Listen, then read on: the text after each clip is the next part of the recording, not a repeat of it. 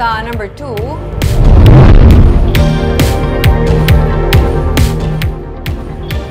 Bacolod Traffic Authority Office ang magahinyo sang stoppage order sa road kag drainage construction project karon nga Disyembre. May report si Nico Delfin.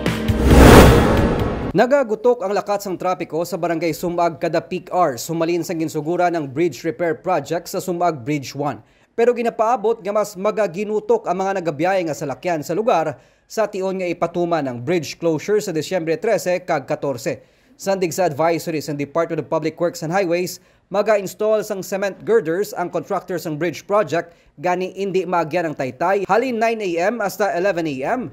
kag 1 p.m. hasta 3 p.m. Miyerkules sa madason nga simana. Siradaan iniliwat sa pareho nga inoras sa December 14. Suno kay Bacolod Traffic Authority Office Deputy Chief Jose Antonio Robelio, magatala na sila sang duga nga anom ka mga traffic personnel sa lugar, agud matoy-toyan ng iban nga motorista ilabi na sa mga detour routes. Siyempre, we would rather nga hindi sila mag-detour, pero kung if the bridge is unpassable, then wala kita mihimo. We know, drive safe, give yourself plenty of time to travel, especially now sa Christmas season, whether there's construction or wala,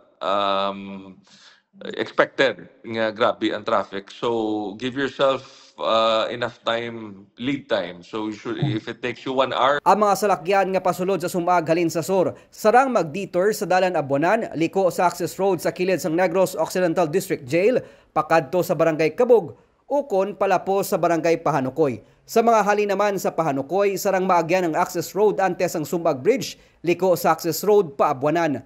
Tungod ban sang Christmas rush, natalana nga magasapol ang pamunuan sang bitaw sa DPWH, kagiban pa nga contractors agod ihinyo ang temporary stoppage order para sa road and drainage repair and construction project sa mga major roads sa Bacolod. A major destination sang traffic, sa Bacap 6, sa Ayala, sa Lacson, all of the major locations nga ginakatuan sa aton nga pamuluyo kag mga schools, amo nang i-prioritize namon nga kung pwede may stoppage kag kung pwede ipauntat kinaton. Pero syempre ang mga minor streets nga hindi man gid maapektaran sang traffic, pwede nga i-go ahead lang.